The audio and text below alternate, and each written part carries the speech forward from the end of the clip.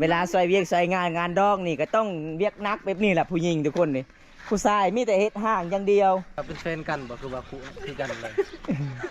เวลาย่างสไตล์คือกันเบิดเบิ่งนี่ทุกคน สูงก็คือกันสูงปลาคือได้เนาะคือได้เจ้าสองคนนี่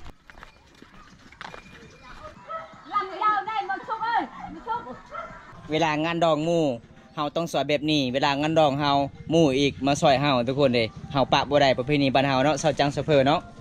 ตอนนี้ไอ้กลับกันเด้อขอขับใจหลายพาอ้ายได้รับชมวิถีชีวิตน้องไปตักน้ำเอาฟืนน้องเป็นคนสู้ชีวิตตอนนี้น้องก็สิฮ้อข้าวต้มบ่มื้ออื่นก็ต้มมื้อฮือก็คือหมู่บ้านจะบ่าวมาโอ้ประเพณีบ้านเฮาต้องเป็นนี้เนาะขะดองเท่าใดขะดองสาวน้อยนี่ขะดองเท่าใดบ่ฮู้บ่มีควายบ่น้องหรือว่ามีงัวบ่มีแต่แบ่มีแต่แบหมูไก่เบิดเนาะเสาจังจะว่าเขาต้องเจ้ามัน15 ล้านเด้ ส่วนเสาเพอ30บ่หลุดเลยแม่เพิ่นว่า50ก็บ่หลุดอีกบัดนี้ เอาพี่น้องหยอกน้องทุกคนเลยน้องเป็นคนสู้ชีวิตเลยมามื้อนี้บ่ได้ไปเห็นสาวโทเห็นแต่สองคนสาวสวยบ้านแกงอะลองบ๊ายบายซีด้วยน้องบ๊ายบาย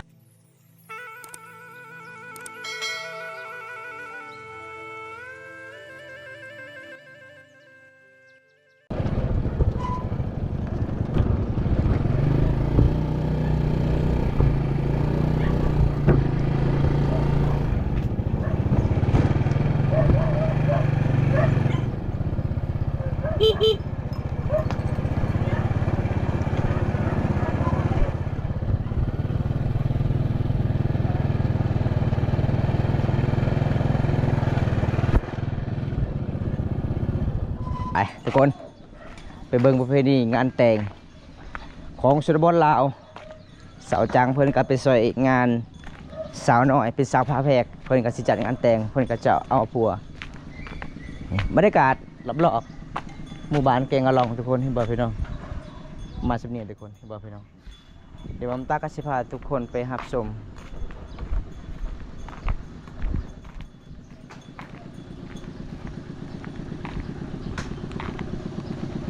เฮือนหลังนี้ทุกคนเขาเจ้าก็สิเกี่ยม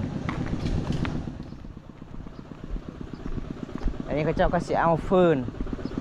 สิเกี่ยมเฮ็ดงานดองระหว่างงานแต่งของชนบทลาวของชุมเผ่าบรูเมืองกอง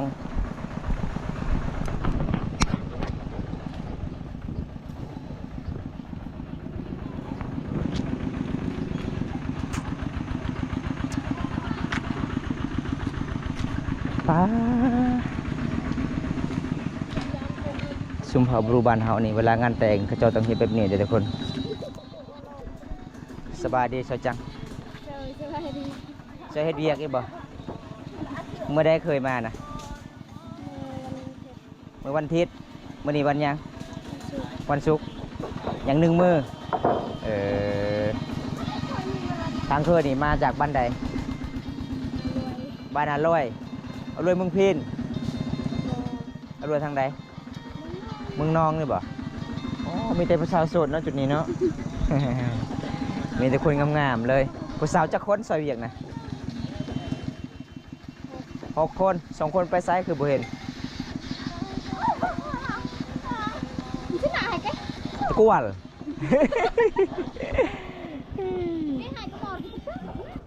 งานแต่งชนเผ่าบรูบ้านเฮาพี่น้องสุดก่อนก็จะเป็นงานดองของสาวใหญ่มาฮอดนี่งานดองสาวน้อยทุกคนเลยเป็นสาวผ้าแพรกก็จะเอาผัวแล้วเด้อพี่น้องที่บอมตากอ่ะเคยถ่ายตอนนั้นเจ้าไม่ได้ไปซอยเข้าบ่ไป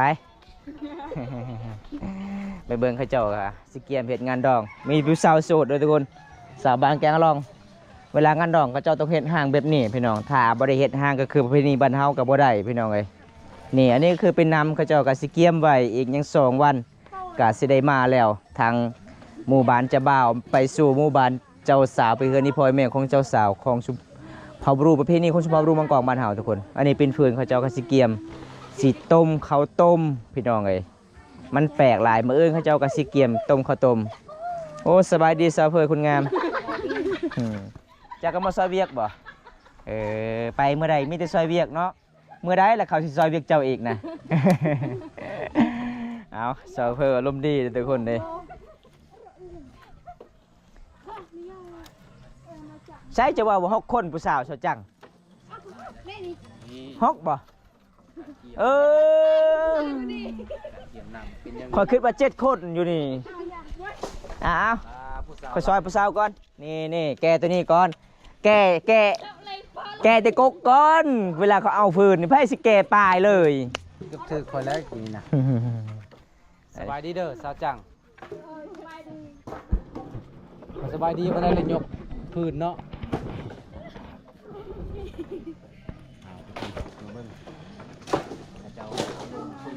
พื้นก็ต้องเอามากันลายๆเลยเอามาน้อยอีกครับบ่พ่อ ต้องเก็บมาแห้งๆเนาะ เอาเนี่ย ได้ป่ะเดี๋ยว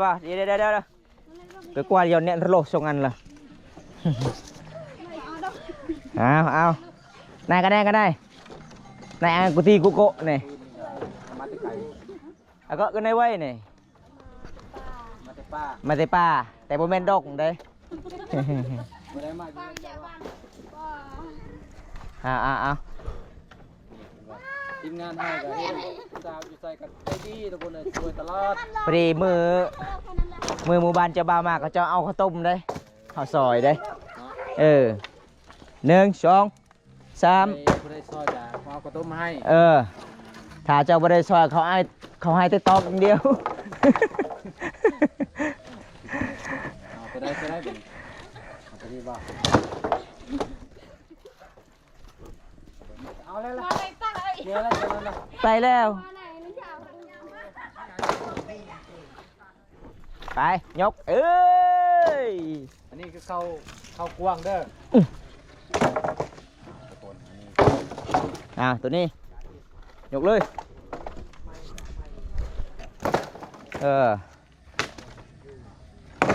ว่ามันไม่วิกบ่นี่บ่เซอร์เพอร์ไม่วิกบ่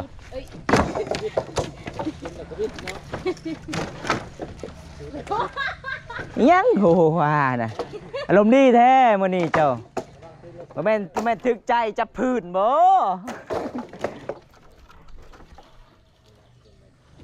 ขยันหลายพี่น้องสาวเพอกับสาวจักนี่เป็นคนขยันเลยโอ้โหพ่อเราเยา ปอบเราคือเราเยอะ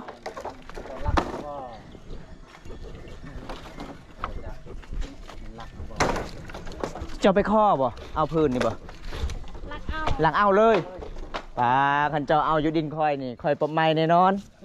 เป็นเมียคอย10 ปีจึงคอยเอามือส่งอยู่เฮือนพ่อแม่คอยสิดาวก้อนขะดองเจ้านะ แล้วหมูจะไปแล้วเนาะญาติ ซอยผู้สาวเกมงานดอง หลังจากเขาเจ้าเฮ็ดงานดองสำเร็จผู้สาวต้องได้ถ้วยเลยทุกคนเลยมีเงินอีก มีเงินนี่ 50,000 กีบ หลาย แบ่งเด้อสาวเพอผู้ละสาว5,000เด้อถ้วยคันได้4 ใบกับแบ่งผู้ละ2 ข้าวต้มเด้อ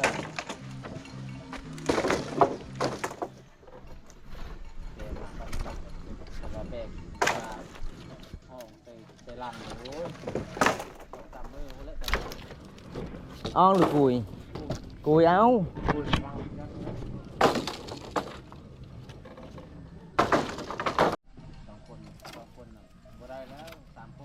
บ่าวงระหว่างผู้สาว2 คนนี่ค่ะเขาเจ้าให้เจ้าเลือกเจ้าสิเลือกคนใดเลือกใครใจกับเจ็บ เลือกหมดเลย เลือกมันเลยหมู่บ้านเฮานี่เอาเมียซองได้เลยเลยยังเอาไปเลย ข่อยมี4แล้วได้ข่อยได้ ฮะ มี4แล้วได้ ซีเราอยู่ใจ เด้อยู่นี่2แล้ว เอามาเบิ่งผู้สาวขยันไปน้องเอ้ยสาวบ้านอะลองเฮามีแต่คนขยันเลย มีแต่ผู้หญิง ผู้สาวซอยเวียกนี่6 คนเด้แต่จริงๆเฮ็ดนี่ก็คือมีที่2 คนคำผู้ใดเอานี่เกมมาเลยกระดองทุกคนเลย80 ล้านเด้อพี่น้องเอ้ยไฮโลดเป็นสาวขยันในหมู่บ้าน เป็นอะไรด้ามแห้งมันเกาะยังไงนี่ พื้นคดนี่ใครประมาณว่าซาวเพอแล้วเอาพื้นคดนี่ มันตัวใดซื่อๆในซอยจัง สาวจัง สาวจังเนี่ยมากินกล้วยใหญ่เลยเพิ่นว่าเด้ ทำตัวใดน้อยๆเลย กล้วยน้อยบ่แซ่บเพิ่นว่ากินกล้วยใหญ่อิ่มปลา เมื่อนั้นมาเยี่ยมมายามเพิ่นเอากล้วยมากินระหว่างกล้วยน้อยกับกล้วยใหญ่ก็สิถามเสาจังจะมักกล้วยใดหรือว่าเขามักกล้วยใหญ่ป้าบ เอ้า มันเลยว่าเสาจังกล้วยเจ้านะ หมดแล้ว มันแล้ว จังทายกันแล้ว เกิบแนวช่วยยัง ไม่ใช่เกิบนะอาเกิบป่ะนี่อาเกิบ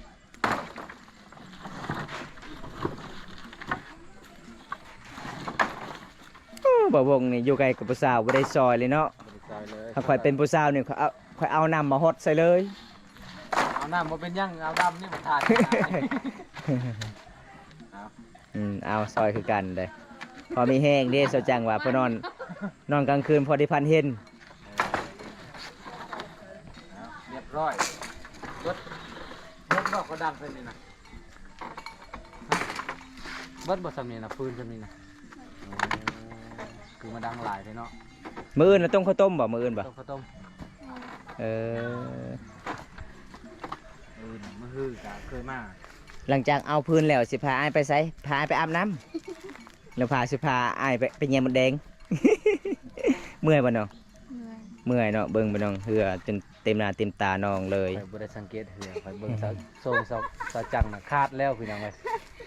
แนมดูทางนี้แต่สุนี่คาดเลยเห็นบ่ เสาจังกับเจ้าเพิ่อมื้ออื่นนี่ต้องซื้อแพ็บใหญ่ๆเลยเด้อซักเสื้อผ้าก่อน นี่เคยมาแต่บ่ผ่าน เวลาเคยมานี่น้องตึงโตงามจนหลงเด้ งามบ่ ปลาเบิ่งหมู่ของน้องนี่เรียกไผเรียกมันเด้อทุกคนทางนั้นเขาเจ้าไปเอาน้ำกิน ไปทางไหนเนาะ ชวนน้องสองคนเด้บ่ได้ไปตักน้ำน้ำเขาเจ้าบ่ตักคือกัน คือกัน เอาไปตักคืออยู่จุดนี้เนาะ อยากจะเอาไปได้ไหม ก่อน พักก่อนบ่พักจักนาทีฮะ2 นาทีเริ่มไหม มือก่อนไอ้ยังหมูก่อนอาลีก่อนบ่ อย่าอัดเล่ลูก ยังซะจัง ไอ้ยังไงเนี่ยน้องๆหัวนี่โอ้ย มูกบเลยอย่า หมูกบโอ้หมูกบเลยทุกคนเลยคอยจะคิดว่าไปหมู น้ำล่างนี่ เอาบรรยากาศยามแรงอยู่ที่บ้านแกงอลองเมืองหนองไคโซนในเขตพี่น้องส่วนหลายหมู่บ้านนี้เขาเจ้าปลูกแต่ต้นหรือว่ากกหมักฟ้าวต่างกลางหมู่บ้านเลย อันนี้แม่งเขาเจ้ากระเชษห่างสิต้อนรับหมู่บ้านจะเบามาจัดงานแต่งหรือว่างานดองของชมเผ่าบรูเมืองกองเมืองนองแคนโซนในเขตอยู่ที่บ้านแกงอลองเมืองนองแคนโซนในเขตเด้อทุกคนเลยอีกอย่าง2 มือก็คือเฮาก็สิได้เห็นงานแต่งของสาวน้อยสาวใหญ่เขาสิเล็ดไปโดยดีพี่น้องเป็นสาวผ้าแพรก ดอกเนาะดอกน้อยใหญ่ได้เห็นเด้อ ไอแม่สาวน้อยว่าสาวน้อยกับสาวใหญ่เป็นสาวปลาแพกแต่สาวใหญ่นี่อายุ14 ปีสาวน้อยนี่อายุ13 ปีแปลกเลยทุกคนเลย แปลกเนาะไอแม่สาวใหญ่เนี่ยบ่ได้แล้วแต่เป็นสาวปลาแพกแต่เกิดมือเดียวกันเราเบานะ บ่คือกัน บ่คือการอายุโอ้แปลกขนาดเลยส่วนสาวเพื่อกับสาวจังคือกันเลยเหมือนน่าได้ลูกนะ นี่นะคือซีเมนต์แบบตัวเก่าเลยเนาะ ตอนนี้แม่น้อง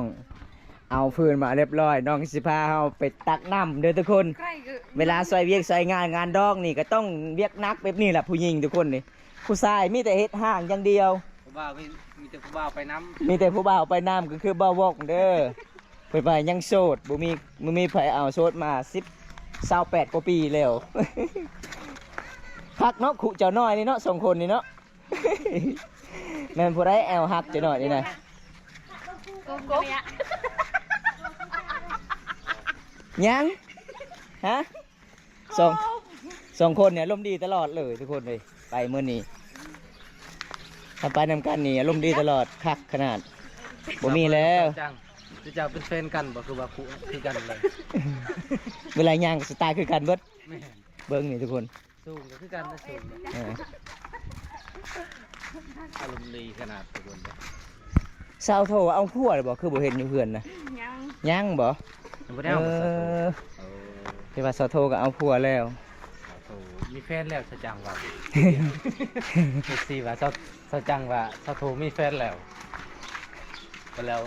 สะโทว่าสะจัง มีแฟนแล้ว เอ้าเรียกผู้ใดเจ๊ก็เจ็บบัดนี้ จากผู้ใดกันแท้เนาะ อืม บรรยากาศตอนนี้แรงทุกคน เป็นแต่มัวในหมู่บ้านนี่เนาะ จำนวนหลายนี่ก็เฮ็ดครัวแบบธรรมศาสตร์เลยผมทางประจันน้ำไปเลย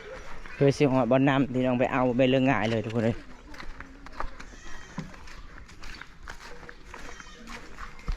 ไม่ยังไม่กระด้ามบ่ ยังเจ้าสองคนลมณ์ดี ไม่เอาสำคัญสั่นสำคัญ ไปสิเขาเส้นทางเลยทุกคน ไม่ยังเขาจุ่มกันอยู่ฮั่น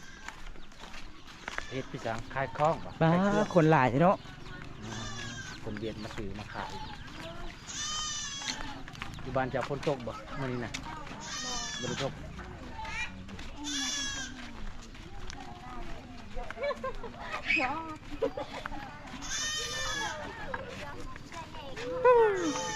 เบิ้งผู้สาวบ้านแกงหลอกมีแต่คนงามเด้อทุกคนเลย เมื่อยบ่ไม่เท่า ไปตักน้ เออไม่เท่าไปตักน้ำบนป่าบ่มีลูกเคยมาซอย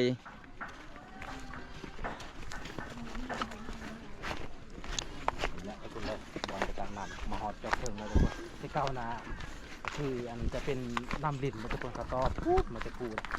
ต่อมาจะพูดกับหมู่บ้านไปอาบที่นี้แหละบุ้มีบอกผู้สาว น้องไปติดๆกันจะหน่อยเหย็บเกือบกันเดี๋ยวนะเบิ้งเกือบสะเพอของแท้ได้น่ะ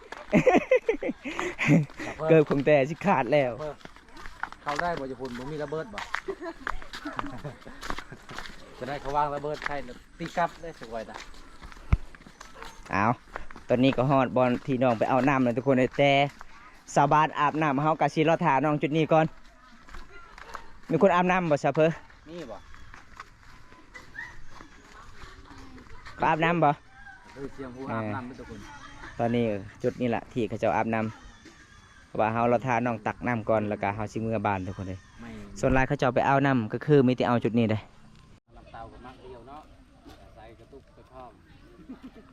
เอาเป็นแลนนี่เด้อทุกคนเลยยามบ่ทันบางทีก็ลูกให้กับนี่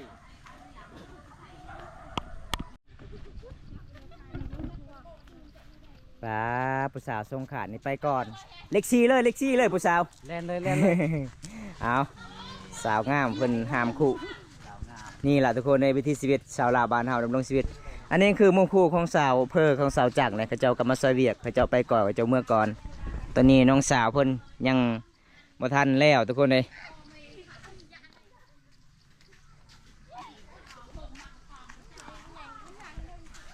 ไหวอยู่บ่สาวจังใส่บ่โบกมาชิซอยนะไปตักน้ำนะ ป้าไหวบ่ซะเพอไหวบ่ คันมาไหวกับไอายเปลี่ยนกับไอายเด้อไอายสิซอย เอา อยากสู้นะ ไหวบ่สาวจังบ่ไหวบ่ฮะ บัวจะต้องชู้ บ่ไหวก็ต้องสู้บ่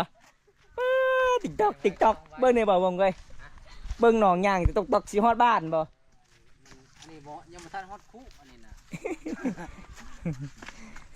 สู้ชีวิตลายเลยพี่น้องไอ้น้องคนนี้ ได้มาเป็นนาไทยคู่นี่ก็ลำบากเลย แม่ ทางบ้านเฮาเอิ้นว่ากระเปอร์เป็นกระเปอร์นี่ลำบากทุกคนเลยคันเวลาเคยบ่มีน้ำกินนี่ก็กลางคืนก็ต้องไปตักทุกคนเลยเราก็สั่งเคยอันละทางก็ไทยคู่นั่นแหละมันบ่มีน้ำ นะสาวจังไอายซอย จะได้เจ้าจะช่วยบ่ เจ้าซอยซัพเปอร์ดีกว่าเด้อ อืม เด้อ เอามีได้บ่าวบุญตา โอ้ยแค่1 โล นั่นเลยจ้ะ เจอถ่ายจังเลยถ่ายเตอร์ เอาทุกคน เบิ่งทีมงานเฮาทุกคน ขนาดซัพเปอร์ผู้เคยอาณาหาบเอากุ้ยผู้เคยหาบก็ยังต้องแต่งเกือบยังบ่ซื้อละนี่เห็นบ่ ถ้าผู้ใดได้เป็นแฟนบ่าวบุญตานี่บอกเลยเรื่องหาบน้ำนี่ แน่นอน บ่ผิดหวัง ต่างแรงนึงต่างแรงหน้านึง เอาเด้อเห็นบ่ทุกคนเก่งขนาดบ่าวบุญตานี่ซาเพอสาจังไปไวเด้อเจ้าผู้ไปถือนำเด้อ ไปแข่งขันซัพเปอร์ เออเอากำลังใจช่วยหน่อย อาจารย์บ้าน เจอใจ ปลาคือได้เนาะคือได้เจ้า2คนนี่ ผ่านบ่สุดประมง ผ่าน ผ่านรสชาติหรือว่าผ่านหับน้ ผ่านน้ำนี่แหละ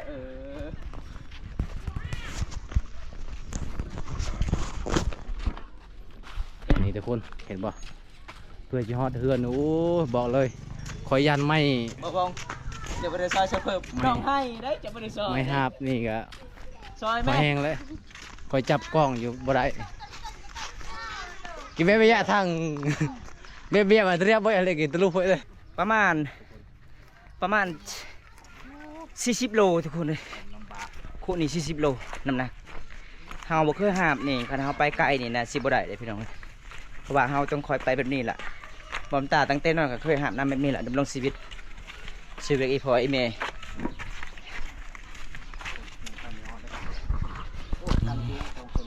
หอดหมู่บ้านเลยเด้อพี่น้องเอาน้องว่าน้องขอเอาไก่ชงหมู่บ้านเลยเอาโอ้ใจดีหลายสาวจางทุกคนไหวอยู่บ่สาวจาง ไว้ ไป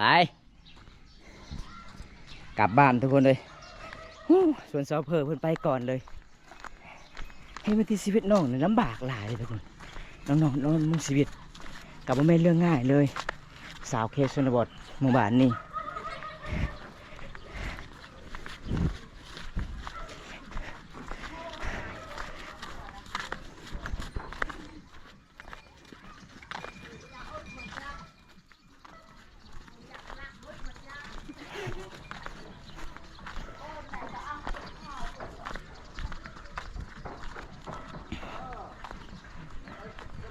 เอาหอดจุดเพื่อนที่เขาเจ้าเฮ็ดงานดอกแล้วเด้อทุกคนเลย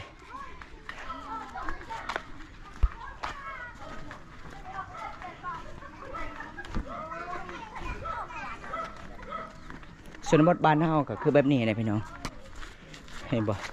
จะดำรงชีวิต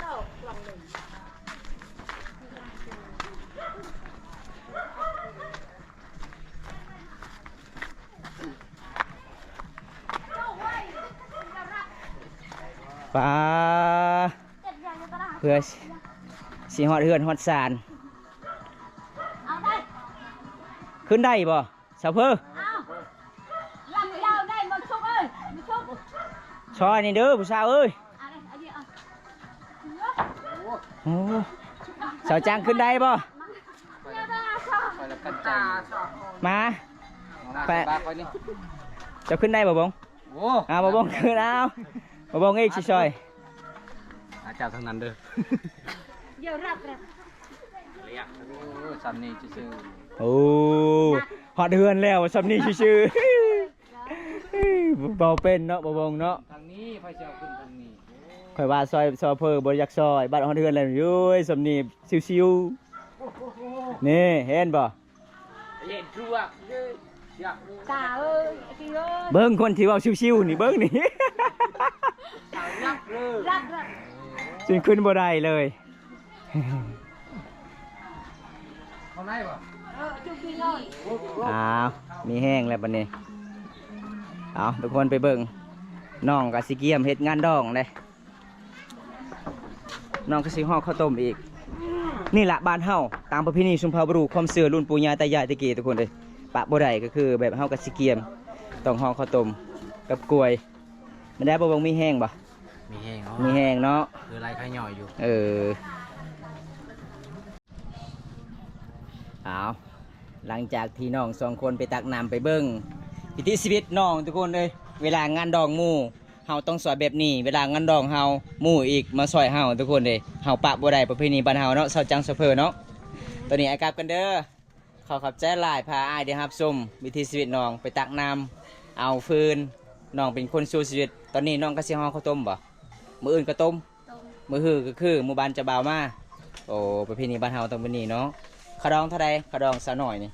ลองก็ได้ บ่ฮู้บ่มีขวายบ่น้องหรือว่ามีงัวบ่มี มีแต่แบ่ เดี๋ยวไป มีแต่แบหมูไก่เบิด เบิดเนาะ เสาจังจะว่าขะดองเจ้ามันนั้น15ล้านเด้ ส่วนเสาเพอ30บ่หลุดได้แม่เพิ่นว่า50ก็บ่หลุดอีกบัดนี้ เอาพี่น้องหยอกน้องทุกคนเลยน้องเป็นคนสู้ชีวิตเลยมาเมื่อนี้บไดีไปเห็นสาวโทเห็นแต่ซองคนสาวสวยบันแกงอะลองในบายซีด้วยน้องบายบายทุกคน บอมตากะสิพิดคลิปเวสนี้ก่อนทุกคนเลยมื้อนี้ก็คือบอมตากะไปยิมไปยามน้องสาวเฟอกับสาวจังน้องๆกะซอยเวียกสิเกียมเฮ็ดงานดองของสาวน้อยพี่น้องเป็นสาวผ้าแพรกสุดก่อนบอมตาทายก็คืองานดองสาวใหญ่เป็นสาวผ้าแพรกพี่น้องมื้อนี้ก็เจ้าก็สิเฮ็ดงานดองของน้องอีกบอมตากะสิปิดคลิปไว้ซั่นนี้ก่อนบ่ได้รับชมคลิปนี้แล้วก็ขอให้อยู่ดีมีแรงขอให้ร่ำให้รวยขอให้อายุมั่นคนยืนทุกคนสบายดีปีใหม่พี่น้องคลิปหน้าพบกันใหม่เด้อทุกคนขอกล่าวคำว่าสวัสดีครับไปกันเด้อ